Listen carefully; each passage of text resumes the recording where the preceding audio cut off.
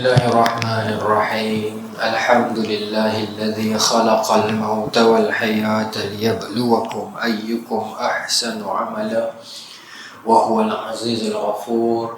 Asyhadu an la ilaha illallah wa asyhadu anna Muhammadan abduhu wa rasuluh. Wa nusalli wa nusallim ala sayyidina Muhammadin wa ala alihi wa sahbihi ajma'in. Radina billahi rabba wa bil islami dina wa bi Muhammadin nabiyyan wa rasula. Tuan-tuan, puan-puan, muslimin, muslimat yang dirahmati Allah sekalian, Assalamualaikum warahmatullahi wabarakatuh. InsyaAllah tuan-tuan, malam ni kita menyambung pengajian kitab Qasasul Anbiya karangan Al-Imam Ibnu Katsir.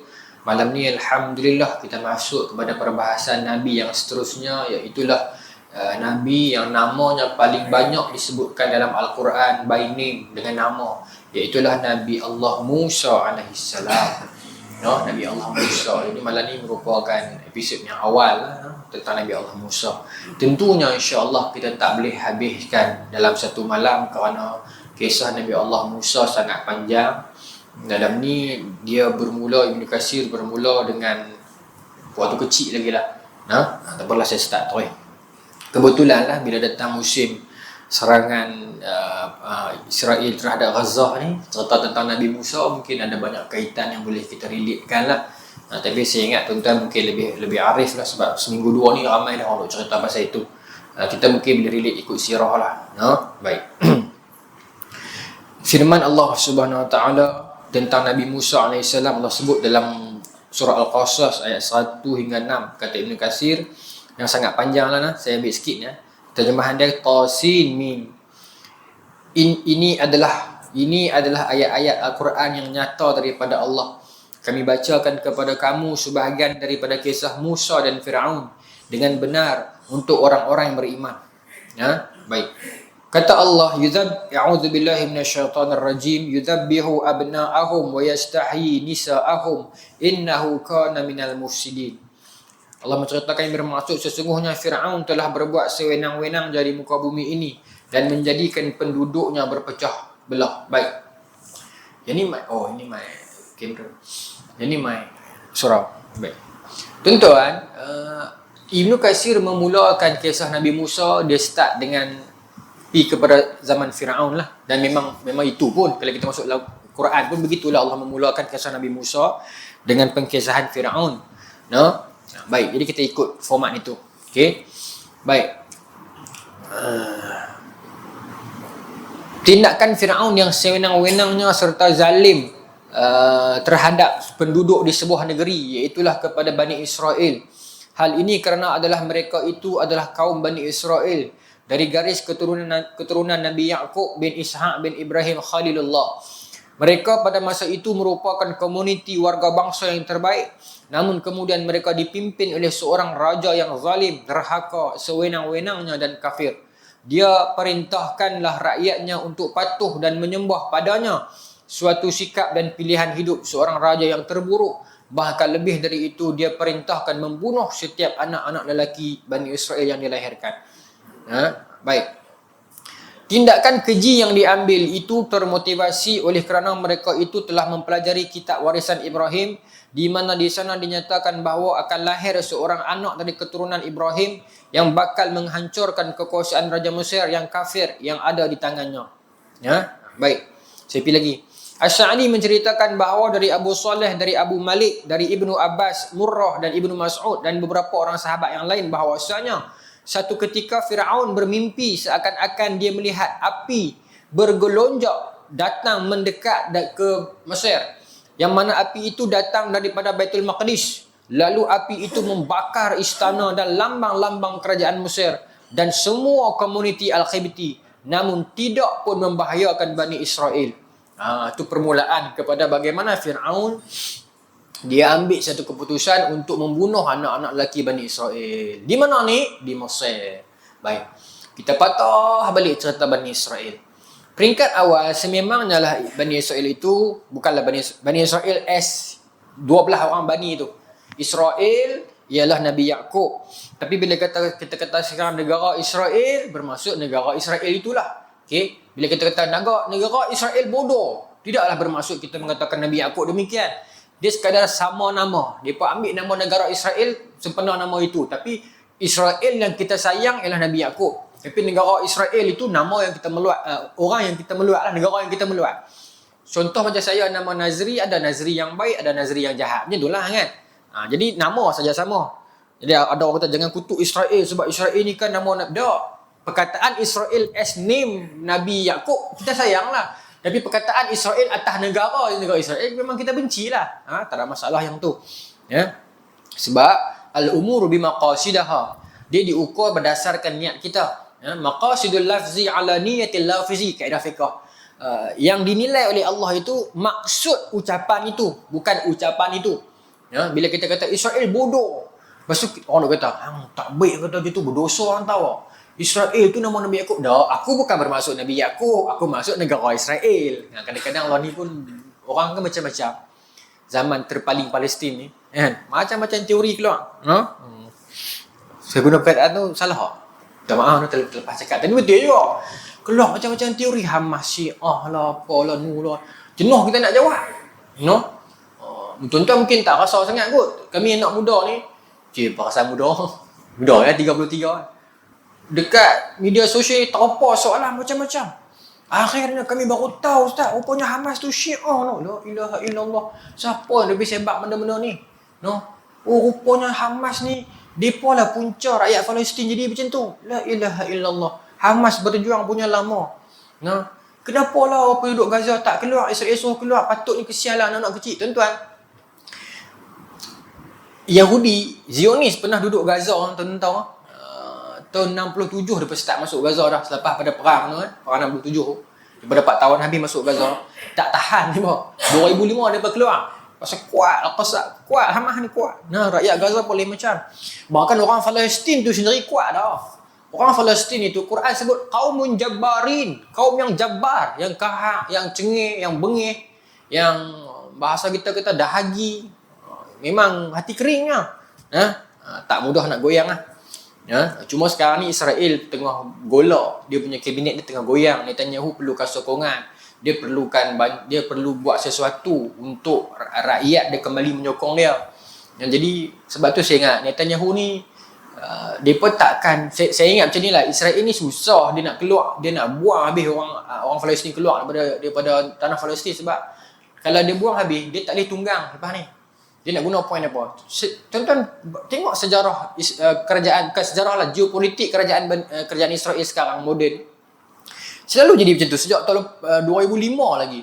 Bila depa rasa politik depa makin nak jatuh, depa pergi serang. Depa pergi buat naya dekat orang Islam dekat tebing barat. Sebab depa tahu itu boleh menarik perhatian rakyat depa untuk sokong depa balik. Sama kadang-kadang pemimpin kita pun kadang-kadang kan, bila dia rasa macam nak jatuh, dia sebut tentang Palestin. Maka kita tahu bagusnya dia vice versa lah. Jadi sekarang Netanyahu tengah buat benda tu. Tak tahulah, tapi saya ingat dia tak pernah nak berani ni. Amerika pun sekarang ni tengah goyang ni. Kabinet dia bukan kuat sangat pun. Kerajaan lain tu tak tahu kan. Kalau tu nak hampir-hampir shutdown pasal Kongres tak apa nak lulus. Saya ingat tak tahulah. Dan rakyat dia pun makin sebahagian besarnya makin nampak dah lah ni, tak macam dulu. Tapi kemenangan berada di pihak kita insya-Allah. Surah Al-Isra ayat 4 kita tengok bagaimana Allah sebut bagaimana kaum itu akan binasa 2 kali. Akan binasa 2 kali kan. Walaupun tafsiran dia berbeza lah, tafsir berbeza. Ada orang kata yang pertama kali itu binasa sebab Raja Nebuchadnezzar. Memang betul pun 686 sebelum Masihi. Tetapi sebab ayat itu dia dikunci oleh yang menghancurkan depa itu min ibadillah, daripada hamba-hamba Allah, maka ulama berbeza pendapat. Kenapa Raja Buktansar bukan hamba Allah Islam? Jadi siapakah yang menghancurkan Bani Israel peringkat awal? Maka ulama bersetuju yang pertama itu ialah para sahabat dalam perang Khaybar. Jadi kalau pertama itu perang dalam kalangan sahabat, yang kali kedua tu siapa? Belum berlaku lagi. Sebab ayat Quran tersebut sebut bagaimana Allah menghimpunkan jama'atakum alfafa, ya itu tak apa, tapi menghimpunkan kamu secara keseluruhan, kemudian mereka akan dibinasakan balik. Tak apalah, saya sambung yang ni. Baik. Maka tuan-tuan, mereka ni berada, Nabi Yaakob berada di sana. Kemudian kan berlaku, kita serta episod sebelum ni, Nabi Yusuf kena buang, bawa ke Mesir. Kemudian membesar di Mesir, jadi pemerintah di Mesir. Kau saya terlepas ni. Saya rasa saya terlepas lah. Tuan-tuan, tuan ingat tak? Kan Nabi Yusuf tak habis lagi. Tapi saya tanda kat sini Nabi Musa. Habis dah lah. Habis. Hari tu Nabi Yunus kan. Nabi Yusuf habis dah. Ingat tak kita cerita Nabi Yusuf jadi kerajaan, kemudian Mesir selamat. Bila Mesir selamat, semualah negara-negara dunia yang tidak ada simpanan stok makanan ni dipomai ke Mesir. Jadi berlaku perpindahan besar-besaran Bani Israel masuk ke Mesir. Itulah sejarahnya. Bila Bani Israel masuk ke Mesir, lama kelamaan habis dah lapis zaman Nabi Yusuf, lapis-lapis kemudian mereka ditindah sampailah zaman Nabi Musa. Itu sejarah dan tentang kita pergi dawai ni. Daripada Baitul Maqdis pindah ke Mesir, sekarang ni di Mesir. Nanti dalam tajuk yang ni dah dia akan keluar daripada Mesir. Pergi ke nak masuk ke Baitul Maqdis pula. Kita tak mau skip lagi yang tu, kita habiskan yang ni dulu. Baik. Maka bila mana Firaun mimpi tentang akan ada bayi daripada Bani Israel itu yang akan menghancurkan kerajaannya, maka he need to do something. Baik. Oleh sebab itu maka Firaun memerintahkan untuk membunuh setiap anak lelaki dan membiarkan hidup anak-anak perempuan. Baik. Maka keluarlah decree oleh Firaun, yang maksudnya kalau anak-anak Bani Israel itu lahir, yang perempuan-perempuan yang mengandung itu, maka tengok anak dia.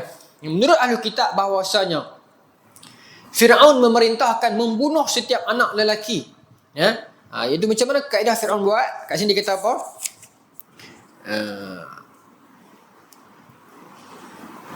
Ada sebuah pasukan dibentuk oleh Firaun yang ditugaskan untuk mengintip setiap wanita-wanita Bani Israel yang mengandung.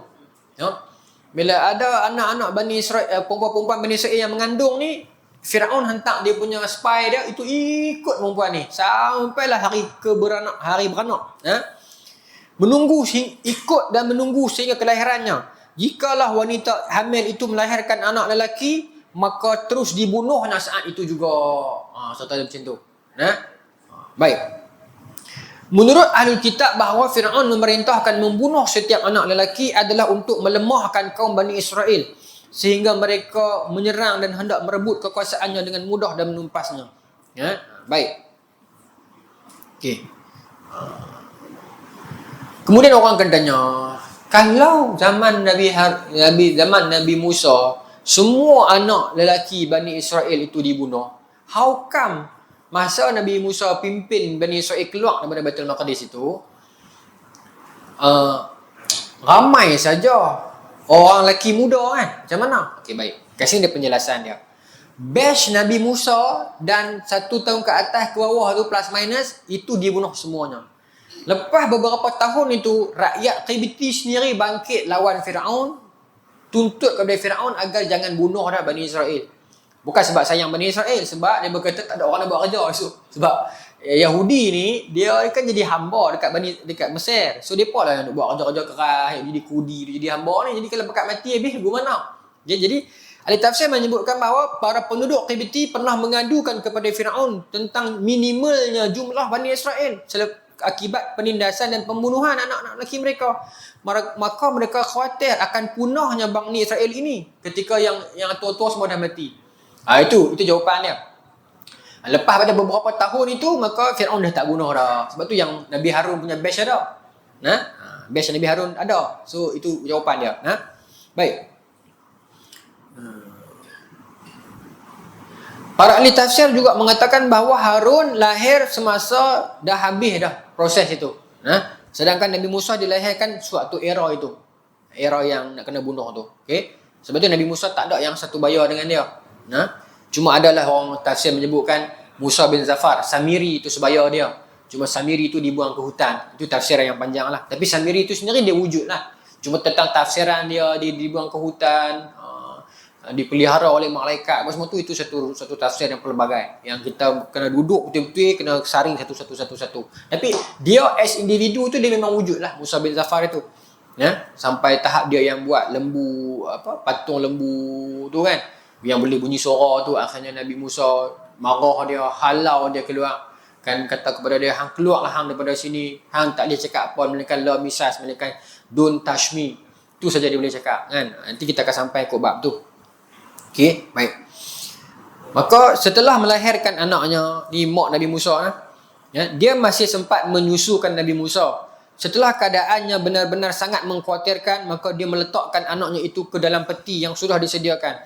Kemudian dia menghanyutkannya ke laut. Tetapi dia masih tetap mengendalikan hujung tali peti itu. Setelah dia yakin para tentera Firaun telah pergi, maka dia kembali menarik. Maka mak Nabi Musa, lepas melahirkan Nabi Musa, dia letak Nabi Musa dalam peti, dia tutup dan dia hanyutkan dekat Sungai Nil. Dalam tafsir, dalam syarah ni kata, rumah mak Nabi Musa berdekatan dengan Sungai Nil lah. So bila para penguasa ni main cek, dia punya CIA dia main cek, maka dia lepas peti tu pergi. Tapi dia pegang tali. So bila peti tu hanyut, pergi lagi bila tentera tu cari-cari tak ada baby rupanya. Maka dia tarik. Lepas dia keluar, dia tarik balik dan dia menyusukan. Itulah berlalu beberapa hari dalam kehidupan awal Nabi Musa. Mak dia terpaksa buat macam tu. Sehingga kalau Allah mewahyukan kepada Nabi Musa, kepada ibu Nabi Musa, kami ilhamkan kepada Ummi Musa, susuilah dia. Dan apabila kamu khawatir terhadapnya, maka jatuhkanlah dia ke dalam Sungai Nil. Dan janganlah kamu khawatir dan janganlah pula kamu bersedih hati. Kerana sesungguhnya kami akan mengembalikan ia kepada kamu. Dan menjadikan ia salah seorang daripada para rasul. Maka dipungutkanlah dia oleh keluarga Firaun. Yang akibatnya dia menjadi musuh dan kesedihan bagi mereka. Quran sebut. Macam mana ni? Kata Ibnu Katsir, sebahagian ulama mengatakan, sebahagian ulama Zahiri macam Ibnu Hazm Al-Andalusi semua ni mengatakan mak Nabi Musa tu Nabi. Tetapi majoriti kata tak, itu bukan wahyu nubuah, tapi itu ilham, rusyda yang Allah boleh berikan kepada siapa pun di sudut ilham, di sudut lintasan hati dan sebagainya. Dia bukan wahyu nubuah, iaitu wahyu yang untuk jadi Nabi, tidak. Baik. Kita tahu kan beza Nabi dengan Rasul. Nabi dia dapat wahyu untuk diri sendiri, Rasul dapat wahyu untuk diri sendiri dan juga dia disampaikan kepada orang lain. Baik. Maka penyebutan wahyu itu bukanlah wahyu kenabian. Seperti mana yang difahami oleh ulama-ulama seperti Ibn Hazm dan lain-lain dia kata. Baik. Baik. Ni sedap ni.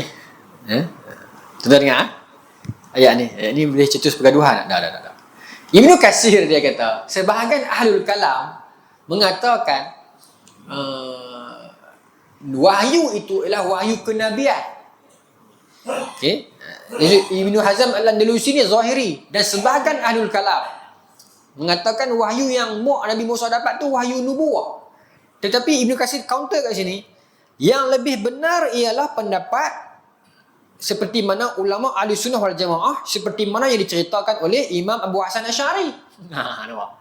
Dia kata Imam Abu Hasan Asy'ari walaupun orang label sebahagian ahlul kalam, tapi Imam Abu Hasan Asy'ari memberikan pendapat yang benar, mengatakan wahyu itu bukan nubuah tapi ilham. Jadi di sini kita nampak sisi profesional Ibnu Katsir. Yang benar maka dia benar, siapapun dia. Dia salah maka dia salah, siapapun dia. Kadang-kadang orang itu geng kita, dia salah. Tapi kita sentiasa menafsirkan ayat dia untuk membenarkan dia. Kadang-kadang orang itu musuh kita, dia benar. Tapi kita sentiasa mencari juga satu dua salah-salah baris, salah titik kat mana-mana untuk menyalahkan dia. Itu sikap yang tidak profesional. Yang akhirnya menyebabkan kerugian kepada dunia dakwah kita sebenarnya. Saya tak mau ulah lah yang mana, tapi macam ada satu dua isu yang terdekat baru-baru ni lah. Tak maulah sentuh yang tu. Serahkan kepada orang alim. Baik. Asy-Syuhali mengatakan bahawa mak Nabi Musa itu bernama Ayaraha. Okay. Tetapi ada juga pendapat mengatakan namanya Ayazikhat. Tak apalah, itu nama sahaja. Okay. Maknanya di sini ialah mak Nabi Musa diberi petunjuk dan dibimbing rusyda yang saya kata tadi itu. Selesai. Baik. Okay. Para ahli tafsir menyebutkan bahawa perempuan yang memungut Musa dari laut dalam peti yang tertutup, namun mereka tidak berani membukanya, itu para pekerjaan Firaun. Sehinggalah mereka meletakkannya di hadapan isteri Firaun yang bernama Asiyah bin Muzahim. Bini Firaun nama Asiyah, dan Asiyah ini Allah sebut dalam Quran merupakan perempuan yang Allah sayang. Antara perempuan yang Allah sayang siapa yang Allah sebut dalam Quran surah Maryam? Asiyah dan juga Maryam. Baik. Jadi bila isteri Fir'aun buka, ya, okey. Okay, adapun mengenai pujian dan sanjungan terhadap Aisyah akan dikemukakan dalam perbahasan seterusnya. Okay. Pada hari kiamat kelak, kedua-duanya termasuk orang-orang yang mulia lah. Aisyah, Maryam, antara yang Allah sayang. Baik. Ketika Aisyah membuka peti tersebut dan menyingkap tabirnya, dia melihat wajah anak yang tidak lain adalah Musa. Terlihat cerah, memancarkan cahaya kenabian dan keagungan. Pada saat melihatnya, dia sangat menyukainya dan mencintainya. Dia tengok saja, ini dikatakan cinta pandang pertama kan. Buka-buka peti, tengok saja wajah Nabi Musa yang baby itu, terus jatuh sayang. Terus jatuh sayang. Lantas dia membawanya kepada Fir'aun, dan Fir'aun bertanya, siapakah anak ini? Bahkan Fir'aun menyuruh agar disembelihkan anak itu. Maka Aisyah mencegah dan memintanya agar tidak membunuh anak itu. Seraya berkata, inilah anak yang menjadi penyejuk mata hati bagiku dan bagi kamu. Maka kita tengok Allah buat. Fir'aun nak bunuh semua Bani Israel yang laki ni sebab takut menjadi ancaman kepada negara dia. Akhirnya Allah takdirkan, ironi dia, akhirnya ancaman tu dia sendiri buhlah rumah dia. Yang dia takut ancaman tu dekat luar, akhirnya ancaman tu duduk dalam rumah dia. Ini juga perancangan Allah Subhanahu Wa Taala yang kita tak tahu, tuan. Yang sedang berlaku dalam realiti moden sekarang ni pun kita tak tahu ni apa hikmah di penghujungnya. Tapi ala kulli hal, keyakinan kita bahawasanya kita pasti akan menang. Kita pasti akan menang sana. Saya takut saya silap rujukan ayat tadi.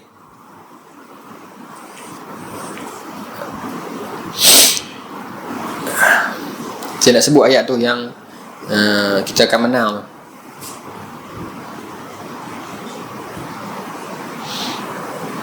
Dia tak bagi bahasa Arab. Ni.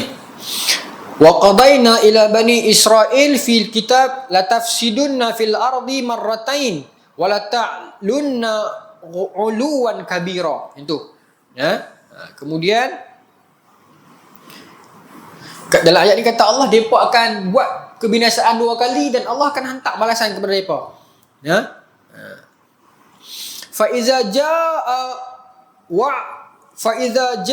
wa'du aulahuma ba'asna 'alaikum ibadan lana. Saya kata tadi tu. Ba'asna 'alaikum ibadan lana uliya ba'sin syadidin fajasu khilalan diyar wa kana wa'dan maf'ula. Untuk pertama kali mereka buat kerosakan itu, Allah dah hantar dah min ibadillah, para hamba Allah yang menghancurkan mereka. Para hamba Allah yang sikap macam mana ni? Uli ba'sin syadidin, yang kerah, yang kahak, yang kuat. Fajasu khilalad diyara, yang memusnahkan habis rumah-rumah mereka semua. Baik, kata Allah, wa kana wa'dan maf'ula, dan janji itu Allah dah buat dah. Jadi Syekh Mutawali kata, kenapa orang Islam tak menang-menang lagi lawan Israel zaman dia dulu? Sebab satu karakteristik ibadullah tu kita tak capai level tu lagi. Sebab tu sebelum kita lawan, kita menang sat kena balik. Kita tak berjaya nak khilalan diyara, tak boleh musnahkan habis. Tetapi kata Syekh Mutawali Sya'rawi ni, katakanlah kita dah capai attain certain level ibadullah tu, bagi para pejuang kita akan mengulangi semula kejayaan para ibadullah dahulu. Baik. Kita faham dekat tu maksudnya sekarang ni sebab itulah antara pengasas Hamas, Syekh Ahmad Yasin Asy-Syahid, Dr. Abdul Aziz Ar-Rantisi Asy-Syahid, Syekh Taha Syahid, Ibrahim Wizuri Syahid juga lah, tapi dah meninggal. Ibrahim Wizuri antara tokohnya, Syekh Salah Sa'ada, ni semua tokoh-tokoh Hamas ni, semua di Sunnah wal Jamaah. Tak tahu mereka mana jadi Syiah ni. Semua tokoh-tokoh di Sunnah wal Jamaah. Mereka ni tuan-tuan berjuang. Peringkat awalnya Hamas ni dia tertubuh tahun 87. Tetapi pergerakan itu telah bermula tahun 65 lagi, di saat lepas PLO Fatah ditubuhkan. Fatah pun juga main daripada cabang yang sama, cawangan Ikhwan. Bila Fatah makin lama, kita nampak makin dia pergi ke arah diplomasi, dia pergi ke arah ni, maka Hamas masa tu dia tidak ambil pendekatan untuk establish as Hamas. Even Hamas pun bila masuk pilihan raya dia tak pakai nama Hamas. Hamas masuk pilihan raya dia pakai nama Parti Islah kan. Al-Islahu apa tu? Parti Pembaharuan dan ada dua perkataan, pembaharuan dan kemerdekaan. Islah apa tu? Jadi saya cek balik. Tak main dah. Tapi Hamas tak pakai nama Hamas. Allah Akbar. Tak keluar. Tak apalah. Ala kulihal Hamas peringkat awal dia tu zaman-zaman Syekh Ahmad Yasin bos semua ni, depa memulakan dengan tarbiyah. Yang tu. Dia panggil gerakan masjid tahun 65 tahun 67. Depa pergi rekrut anak muda yang duk main bola, yang duk main futsal, duk main takraw apa semua ni, panggil main masjid, main usrah, main dakwah, buat modul apa semua tu. Depa tak pergi start gerakan lagi. Lama tuan-tuan, puluhan tahun fasa tarbiyah ni. Sebab tu tuan-tuan, mana-mana gerakan yang dia ada base yang kukuh dengan modul pentarbiahan, insya-Allah lah dia selalunya dia akan kekal lama. Saya minta maaf kalau saya berbeza. Tapi antaranya arkam. Salah bermutu ikut itu terpulang lah nah. Kalau kerajaan kata salah lah. Kalau dia sesat lah. Saya bukan nak cakap tentang sesat tak sesat tu. Saya nak cakap bila depa ada base tarbiyah tu, lama tuan-tuan depa kekal. Walaupun kadang-kadang orang tu dah keluar pada arkam pun kecintaan dia ada lagi. Itu. Pasal dia ada base yang kuat, foundation yang kuat. Maaf sebut, orang PAH juga begitu.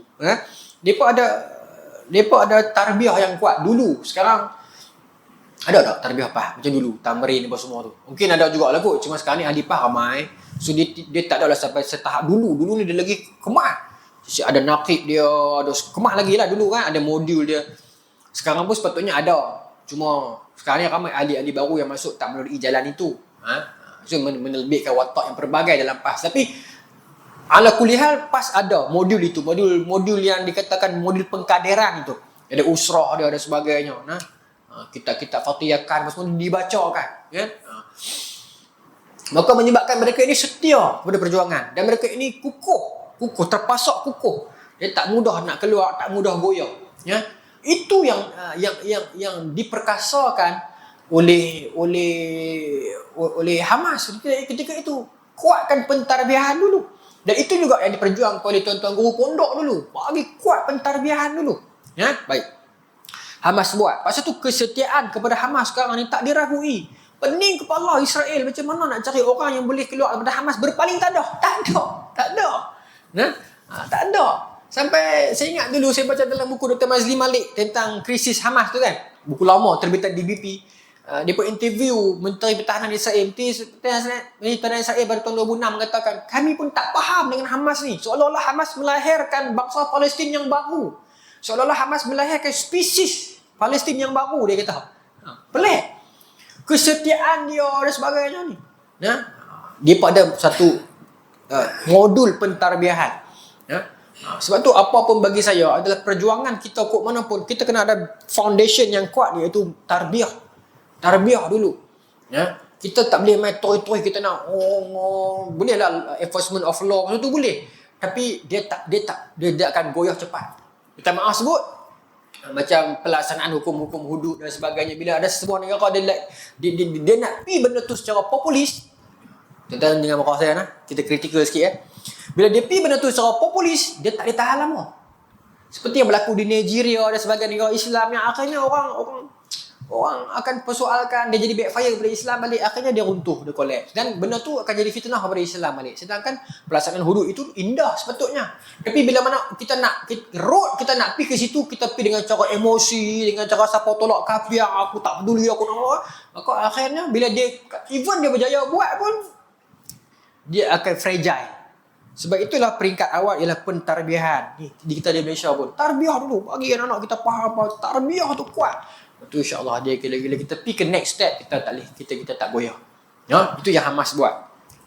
Sebab tu tuan-tuan, bila modul Hamas itu kuat, tuan-tuan tengok tuan-tuan dalam perjuangan di Polis serta sikit tu, bagaimana warrior peringkat awal Hamas tu nama dia Yahya Ayyash Al-Shahid. Yahya Ayyash ni sampai tahap dia pun pening kepala nak buat gimana kat dia ni. Tuan-tuan, tak akhirnya yang mengkhianati Yahya Ayyash bukan Hamas pun, orang Palestin biasa. Dan not even his friend pun. Bapa saudara kepada kawannya, Kamel nama dia. Kamil ni lah yang mengkhianati Yahya Ayyash. Sebab Yahya Ayyash ada seorang kawan nama Osama, yang mana Yahya Ayyash ni selalu akan pinjam phone Osama ni untuk call member dia beradik, keluarga dan sebagainya. Jadi Kamil ni ambil kesempatan pakat dengan Israel, minta kewarganegaraan Israel dan juga minta allowance yang sangat banyak untuk dia mengkhianati Yahya Ayyash. Maka akhirnya pada tahun 1996 Yahya Ayyash dibom dengan bom telefon bimbit yang dibuat oleh Israel. Phone tu phone Kamil tu. Orang tak nafikan sejarah ni. Ini bukan, ini fakta sejarahnya. Yahya Ayyash dibunuh dengan apa nama ni, dia sebagai apa? Phone bombing, bom dekat telefon bimbit. Lepas tu Syekh Salah Saadah naik ganti dia. Pun power juga. Naik sampai dah akhirnya kena tembak oleh jet Israel tahun 2002. Meninggal Syekh Salah Saadah. Lepas tu tak pernah hilang para pejuang Hamas dan Qassam. Syekh Ahmad Yasin dibunuh tahun 2004. Syekh Dr. Abdul Aziz Rantisi dibunuh 2004. Dr. Abdul Aziz Rantisi tuan-tuan kena buang daerah, kena buang negara. Lepas dia pun tak tahan dengan dia dah. Ucapan dia, perjuangan dia semua. Maka bila dia dibuang ke luar negara, satu dunia ada kempen untuk Palestin dan Hamas dalam Qassam. Akhirnya perintah untuk buang Dr. Aziz Rantisi tu ditarik balik. Pasal keingat nak tak dekat luar agar tak kacau kita, lagi kacau. Tuan-tuan, right after perintah tu dia tarik balik, terus dia ada Aziz Rantisi balik ke Palestin. Dia tak takut. Dia tak lari. Berbeza dengan pemimpin-pemimpin Israel. Ini baru serangan baru-baru ni, serangan sebelumnya berapa ramai bekas-bekas pemimpin Israel lari, Ehud Barak macam tu, lari tuan-tuan. Lari, kalau hampa sayang sungguh tanah ni bisa hampa lari. Pasal dia pun bukan lahir di situ. Bahkan saya Netanyahu pun bukan lahir di situ, lahir di luar. Yang hak baru-baru ni mungkin lah. Tapi hak zaman Perdana Menteri tak lahir di situ, semua lahir di luar. Lari. Pertama sebut Yasir Arafat juga duduk di luar. Selepas Oslo tu 93 baru dia balik. Tapi dia berjuang. Kita tak merendahkan dia berjuang juga. Baik. Lepas dia buat Israel buat perangai macam tu kata Allah, ni Allah sebut siap-siap ni. Ada orang katakan yang berlaku dekat Hamas, dekat Palestin ni adalah scripted. Ni skrip dia ni, Quran. Kata Allah, mereka akan buat kebinasaan, Allah akan hantar min ibadina. Hamba kami yang akan menghancurkan khilal dia sampai habis rumah-rumah orang Israel ni habis, hancur. Summa radatna lakum karrata alaihim. Kemudian Allah akan jadikan Bani Israel ni buat pula perangai kali kedua. Buat pula. Wa amdadnakum bi amwalin wa bani wa ja'alnakum aktsara nafira. Kemudian Allah jadikan depa pula menguasai kita. Harta benda mereka bertambah. Itu yang depa kaya lah ni tu. Nampak tak skrip dia? Depa jadi kelompok yang besar, harta benda banyak. Okey. Baik. Kemudian fa iza jaa wa'dul akhirah liyassu wujuhakum wa liyadkhulul masjida kama dakhaluhu awwala marratin wa liyutabbiru ma 'alau tatbira. Saya ulang fa iza jaa wa'dul akhirah liyassu wujuhakum liyadkhulul masjida kama dakhaluhu awwala marrah wa liyutabbiru ma 'alau tatbira. Dan mereka akan buat kebinasaan pula, kacau pula, mereka jadi kaya, mereka kontrol kita dan akan datang janji Allah. Kan Allah kata marratain, 2 kali kita akan beat mereka. Kali kedua, wa'dul akhirah, kali yang akhir, yang kali kedua. Kali pertama dah lepas dah.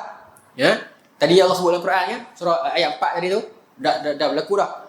Yang kali kedua Allah tu bila datang janji Allah tersebut, kebinasaan kedua mereka, Allah akan jadikan kita membinasakan mereka dan waliyadkhulu masjida kama dakhaluhu awwala marrah, dan kita akan membinasakan mereka dan kita akan masuk ke dalam masjid tersebut, Masjid Al-Aqsa, dalam keadaan yang bersemangat, dalam keadaan yang gilang gemilang, bukan masuk takut-takut, bukan masuk dalam keadaan kita binasakan mereka habis, terjadi habis Bani Israel mati pun, kita akan masuk dengan steady. Kama dakhalahu awwala marrah, seperti mana kita masuk dulu, ingat tak? Sayyidina Umar buat masuk Islam 371 masih masuk Masjid Al-Aqsa, dia bagi ini orang Kristian, dia bagi kunci ambil, kita masuk dengan gah Yang tu kita akan masuk semula dengan Gah. Ibu sekarang pun kita duduk, cuma mereka kontrol. Sekarang kita Masjid Aqsa tu bawah Yayasan Aqsa Kerajaan Jordan. Tapi mereka cabul juga perjanjian itu. Sepatutnya mereka tak boleh cabul perjanjian tu. Itu wilayah kita dan itu adalah bawah kuasa Raja Jordan. Tapi mereka kacau juga. Tapi kelak kita akan menang dan kita akan masuk dalam keadaan yang Gah. Tuan-tuan baca sejarah Al-Uhdah Umariyah ataupun The Covenant of Umar. Bagaimana bila Sayyidina Umar masuk ke Baitul Maqdis zaman itu, padri-padri Kristian menyerahkan kunci kota Baitul Maqdis dan they ask for an assurance from Umar. Dia meminta satu jaminan daripada Sayyidina Umar, list of dia punya demand kepada Sayyidina Umar, ada banyak lah. Dan Sayyidina Umar berikan assurance itu, jaminan itu. Tuan-tuan tengok tuan-tuan, dalam jaminan itu antaranya dia minta kepada Sayyidina Umar, dia tak mau duduk sekali dengan orang Yahudi. Orang Kristian tak mau duduk dengan orang Yahudi. Minta ke Sayyidina Umar, kami tak mau duduk dengan orang Yahudi. Di Ilyak itulah. Saya kata okey. Itu yang berlaku. Dan bila datang janji Allah, kita akan menguasainya semula. Dan kata ulama, bila akan berlakunya? Bila tentera itu mencapai status yang kata ibadullah, yang seperti mana pasukan yang pertama dulu tu. Sebab itulah Hamas dia nampak benda ni. Sebab itulah dia buat tarbiyah, yang nak masuk Al-Qasam ni kena semayang subuh jemaah tak tinggal, kena hafal Quran 30 juzuk, banyak kan. Jadi sebab dia beriman kepada ayat-ayat ini. No? Itu contoh dia. Hilang saya tanda tadi mana. Nampak flow dia, no? Boleh. Saya ingat saya tak mau contoh, saya nak ikut flow terskip juga, tak sama. Tapi begitu. Kalau orang tanya kita akan menang. Kita akan menang. Surah Al-A'raf ayat 167 kata Allah, Bani Israel ini la yub'asanna 'alaihim ila yaumil qiyamah. Allah akan hantar kepada mereka ni kebinasaan demi kebinasaan demi kebinasaan sampai hari kiamat. Mereka akan binasa. Su'ul azab kata Allah ayat tersebut. Mereka akan binasa. Tunggulah. Khaybar ya Yahud, Jaishu Muhammad sawfa ya'ud. Kita akan menang. Tunggu ya. Mereka goyang tuan-tuan. Kenapa saya kata mereka goyang? Geram jadi ceramah politik. Kenapa saya kata kita akan menang? Tuan-tuan, memang dalam hati mereka takut ke orang Palestin. Wallahi, mereka takut ke orang Palestin. Hati mereka. Even Palestin tak bangun dekat senjata pun, mereka dah memang takut kepada orang Palestin. Itu dah memang ada dalam hati mereka. Tak apa, macam ceramah, faham dan semangat. Buktinya tuan-tuan, bila mana ini duduk dalam jati mereka dah. Mereka memang takut kepada orang Palestin. Seperti mana, kena ada analogi ni. Dajjal dia tengok Nabi Isa, dia tengok tu dia cayak dah, dia takut dah. Dia gitu. Saya tak adalah kata orang Palestin tu Nabi Isa, contoh nak kata takut tu. Maksudnya dia jumpa dia punya ruah dia. Baik. Apa bukti dia? Ini duduk dalam jati Bani Israel. Sebab apa? Bila mana Nabi Musa kata kepada mereka, jomlah masuk Baitul Maqdis, yang mana kataballahu lakum, yang Allah tetapkan kepada kamu. Mereka kata apa? Fiha qaumun jabbarin. Dalam itu ada kaum yang jabbar. Kami tak mahu, kami tak berani. La nurkhilaha abadah. Kami tak mau masuk selama-lamanya. Izhab anta wa rabbuk faqatilah. Hampilah berjuang dengan Tuhan. Mereka takut nak berhadapan dengan orang Palestin. Even though masa tu kaum Filistia yang kata Kanaan, yang kata Jabbar itu belum Islam pun. Apatah lagi sekarang bila kaum itu telah Islam, telah berasimilasi dengan Arab, dan Filistia itu peluk Islam dan menjadi Arab Islam yang baik. Apatah lagi tuan-tuan. Sebab tu kadang-kadang kita tengok video makcik-makcik tu orang Islam Palestin boleh tolak dengan tongkat dan tentera Israel lari dia bah. Budak-budak pegang batu, mereka pegang senapang, mereka tuang. Pasal Allah berikan kekuatan itu tuan-tuan. Sebab itu apa bukti yang lain? Syekh Ahmad Yasin, seorang tua yang duduk atas kursi roda, lumpuh dia. Israel nak bunuh dia. Israel perlu perancangan yang cukup lama. Nak bunuh dia, Israel tunggu waktu subuh, tak ada orang. Nak bunuh pula budak atas helikopter punya penakut. Tembak curi-curi waktu subuh, bom curi-curi lari. Nak bunuh seorang orang tua atas kursi roda. Kata Syekh Ahmad Yasin, nak bunuh aku tak payah hantar orang ramai-ramai susah-susah tolak aku jatuh, aku dah jatuh dah. Aku tak boleh bangun. Aku tak boleh lari, kata Syekh Ahmad Yasin, kaki aku tak ada jalan. Apa yang susah nak? Tapi dia takut nak main. Allah campakkan rasa gerun dalam hati mereka tu terhadap orang Palestin. Sejak dulu lagi. Benda ni memang ada dalam jiwa mereka. Sebab itu Allah pilih bangsa itu. Dan kita pun janganlah beralasan sebab Allah pilih mereka, kita tak payah berjuang. Kita juga bantu di sudut kesihatan, di sudut kebajikan. Dan kalau ada ruang untuk kita pergi, mungkin kelak para menteri pertahanan negara Islam bersatu, kita akan pergi. Kena set dalam hati kita macam tu. Man sa'alallah syahadah bisidqin. Barang siapa minta kepada Allah untuk mati syahid dengan penuh semangat, a'adallahu lahu manazila syahadah. Allah akan bawa dia pada kedudukan syuhada in mitta ala firasyih, walaupun dia mati atas kati dia. Kita set dalam hati, aku nak berjuang, nak mati syahid. Tak dapat pun tak apa, tapi set sungguh-sungguh. Jadi kita pergi. Tapi janganlah kita pergi sendiri, suka hati pergi rendah. Tak boleh, pasal dia akan jadi backfire kepada dia itu. Tapi jangan pakai kashifir itu untuk Palestin. Palestin lain cerita. Sebab Palestin law dah tak apply dah. Israel dah langgar dah law. Kenapa kita nak ikut law lagi? Kenapa Hamas pi? Dah lah Israel pun tak ikut law.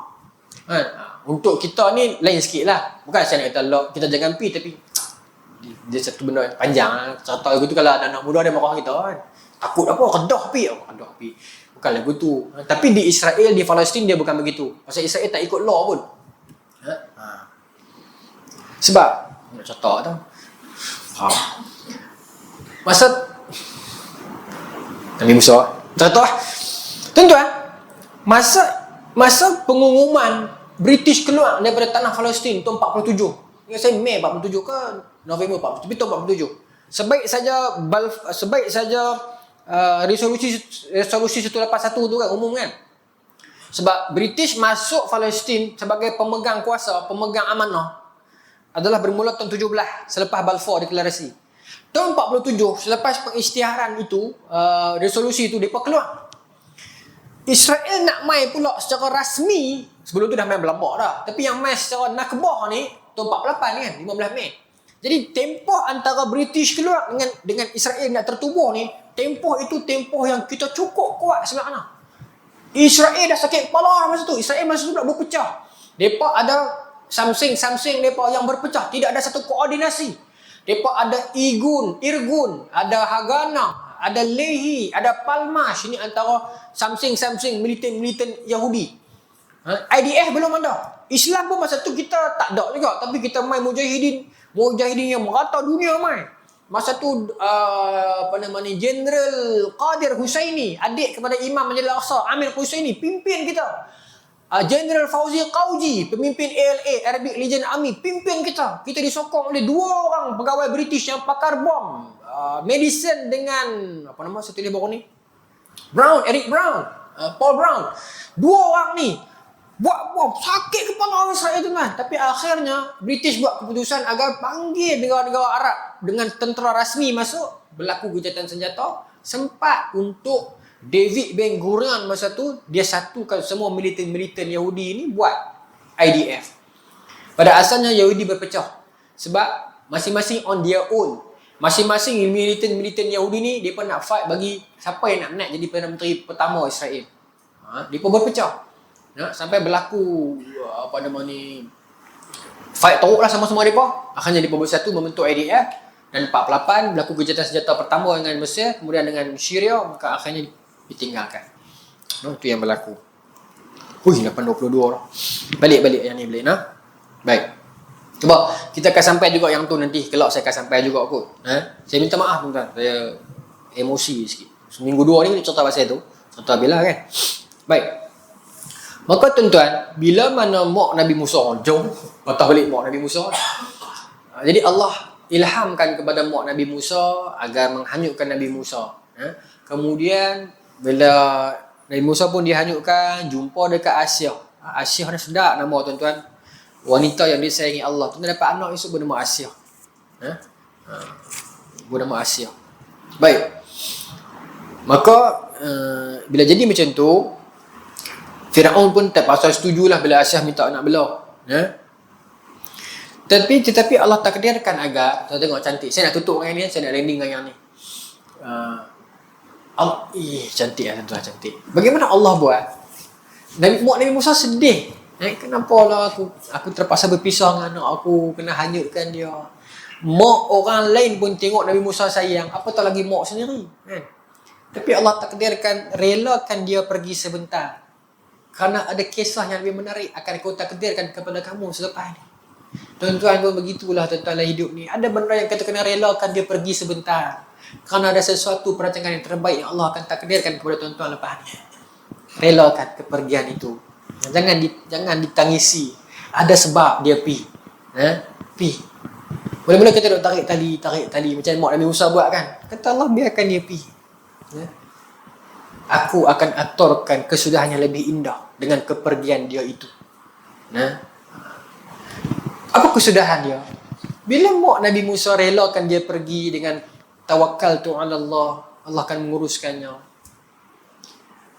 Allah takdirkan Firaun yang bela dia, Nabi Musa tu. Asyah lah, tapi Firaun lah kan. Kemudian masa Nabi Musa dibawa itu, disusukan, Nabi Musa tak mau menyusu dengan siapa pun. Dalam Quran kata, dan menjadi kosonglah hati ibu Musa dari segala permasalahan dunia kecuali Musa saja. Wa asbaha fuadu ummi Musa farigha. Allah jadikan mak Nabi Musa pada masa tu kegelisahan dia kepada dunia hilang. Fokus kegelisahan dia cuma satu je. What will happen to my son? Apa akan jadi kepada anak aku? Baik. Susah hati fikir. Maka susah hati. Tapi bila dia yakin dengan janji Allah, biarlah dia relakan. Bila Allah ilhamkan kepada dia, okay, dia relakan. Bila Nabi Musa dibelah di istana, baby lah, panggillah penyusu yang mahir, profesional, grade tinggi ni. Semua nak menyusu. Nabi Musa tak mau. Menyusu Nabi Musa tak mau. Menyusu Nabi Musa tak mau. Sampai teriak makan tak mau, minum tak mau. At the same time, mak Nabi Musa minta anak dia yang sulung, perempuan, untuk ikut apa jadi kat baby tu. Maka kakak Nabi Musa ni tahu cerita yang Nabi Musa tak mau menyusu. Dalam sebagian tafsir kita, kakak jadi pun ada kenal lah dengan pekerja-pekerja Firaun ni juga, orang kampung juga. Maka kakak Nabi Musa kata ada satu perkampungan, ada satu rumah ni yang keluarga tu, saya ingat dia boleh menyusu. Maka dia kata, kami siapa pun budak dia tak mau menyusu, semua dia milih macam-macam nak tawarkan nak menyusu. Saya tak baca, minta maaf pasal bahasa ni agak macam tak tapis sikit. Dan bila dalam perenggan ni yang tulis tentang tak menyusu tu, ada perkataan yang saya ingat saya tak mau baca lah. Tapi maksud saya dalam bahasa yang lebih sopan lah. Bukan saya bermaksud bahasa ni tak sopan. Untuk saya kuliah saya tak boleh baca lah yang ni, istilah yang digunakan tu. Jadi saya terjemah bahasa kita lah, lebih sopan. Tak, kami dah, dia tak mau. Maka bila jadi macam tu, kakak Nabi Musa kata ada rumah makcik ni sekian-sekian kampung ni, boleh kot try. Maka mereka pun pergi. Bila mereka pergi, tuan-tuan, kata Ibnu Abbas, yang mengatakan itu tidak lain adalah keluarga Nabi Musa sendiri, kakak. Dalam ini kita saudaranya. Baik. Maka sampailah ke rumah mak Nabi Musa.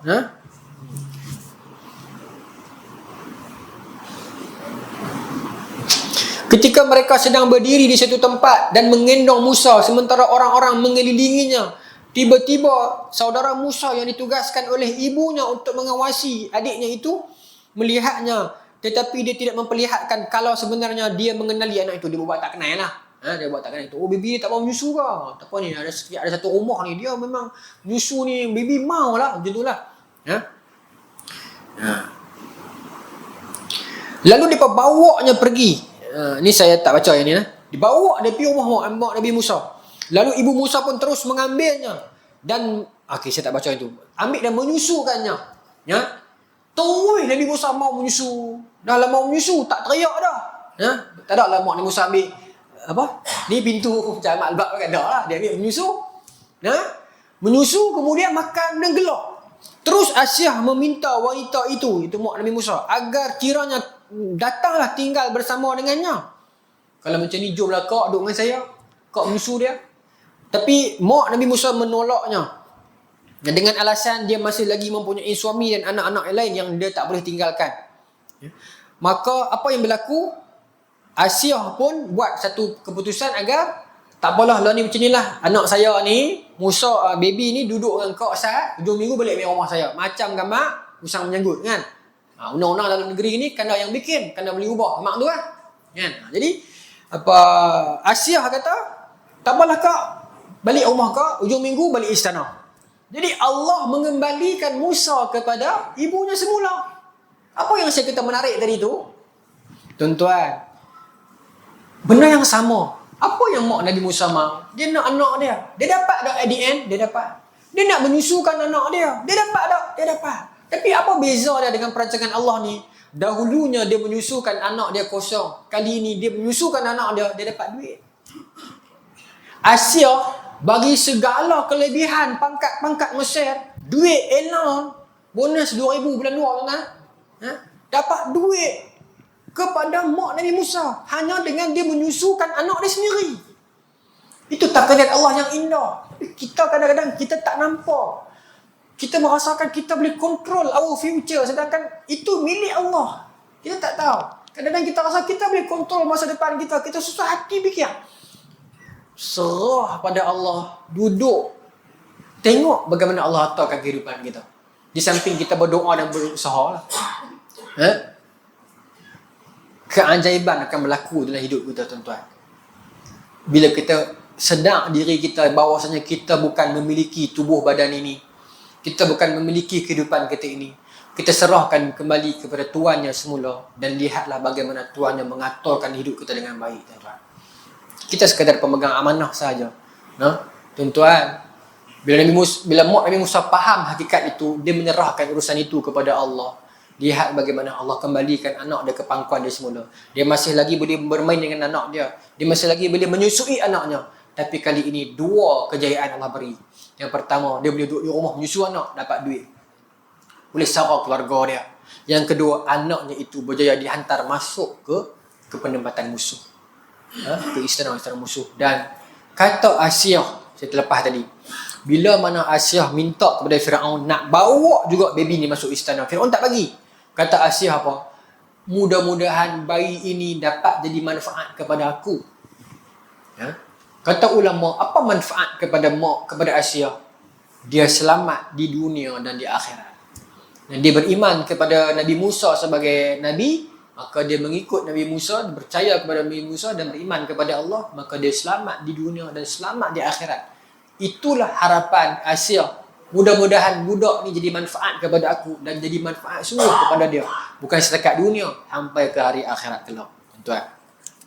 Maka membesarlah Nabi Musa. Boleh saya nak tu. Membesarlah Nabi Musa di istana Firaun. Dalam surah Syu'ara, tuan-tuan, cerita lagi best. Tuan-tuan, sebelum kita nak pergi bulan depan, tuan-tuan free malam-malam sebelum tidur tu, tuan-tuan buka surah Syu'ara, tuan-tuan baca terjemahan dia. Kalau tuan-tuan nak lebih feeling, saya nak cadangkan tuan-tuan buka YouTube, buka surah Syu'ara, tuan-tuan type Syekh, jangan baca Syekh Mishari sedap. Tapi kalau tuan-tuan nak Syekh Mishari ke Syekh Mahir? Sorry, Ustaz. Syekh Mahir Al-Maqali pun sedap. Tapi untuk surah Syu'ara ni, Syekh Mishari. Tapi tuan-tuan kena cari yang, sebab kalau tuan-tuan buka, saya tutup boleh kalau tuan-tuan buka di YouTube, type surah Syu'ara, Syekh Mishari Al-Fasi, ada banyak. Tuan-tuan kena cari yang macam ni. Saya buat sikit Suara saya tak sedap tapi saya buat sikit. Tuan-tuan akan dapat gambaran. Yang dimula macam ni. Tosin mim. Macam tu, dia tarik macam tu. Dia macam lembut tu. Yang tu, tuan-tuan dengar yang tu. Tengok terjemahan dia. Tuan-tuan akan dapat cerita tu dengan feeling nada tu, dan tuan-tuan akan faham terus. Dan bulan depan bila saya main, saya sambung, tuan-tuan akan melekat terus. Ingatlah surah Syu'ara, Syekh Mishari, tapi ada banyak version. Cari yang lembut. Tosin mim tilka ayatul kitabil mubin la'allaka bakhi'un nafsaka. Yang lembut macam tu. Oh tuan-tuan, Syekh Mishari dia olah nada dia kena dengan jalan cerita. Oh tuan-tuan, dengar sambil tengok terjemahan. InsyaAllah bulan depan saya sambung, tuan-tuan melekat terus. Sebab nanti cerita bila Nabi Musa penampak seorang, kita akan main bulan depan saya nak tutup yang tu. Nabi Musa membesar, walaupun dia anak angkat raja, tetapi dia pun kena tekan. Akhirnya berlaku peristiwa Bani Israel lawan dengan Bumi Putera. Perkasa ni perkasa Mesir lah, lawan. Lepas tu Nabi Musa backup. Dia penampak Tabiti ni mati. Ya, kita nak cerita yang tu bulan depan ni. Saya bagi teaser. Okay. Lepas tu panjang cerita, dia kena halau. Bukan dia kena lah, dia lari. Bila dia balik tu, Allah cerita tu best. Allah cerita best. Dan nada Syekh Mishri tu best. Bila dia kata, dia balik jumpa dengan Fir'aun. Fir'aun ungkit. Fir'aun kata, hang ni dulu aku belah hang, aku bagi duit kau. Tuan-tuan dengar yang tu lah. Minta tolong. Homework. Baru bulan depan kita main dengan penuh fresh sikit. Allah Ta'ala alam. Bulan depan kita akan sambung itu fasa remaja Nabi Musa dan Bani Israel. Bismillahirrahmanirrahim. Allahumma razuqna fahman nabi wa hifdhal mursalin wa ilham malaikatil muqarrabin wahdina fi riyatil arifin birahmatika ya arhamar rahimin walhamdulillahirabbil alamin. Assalamualaikum warahmatullahi wabarakatuh.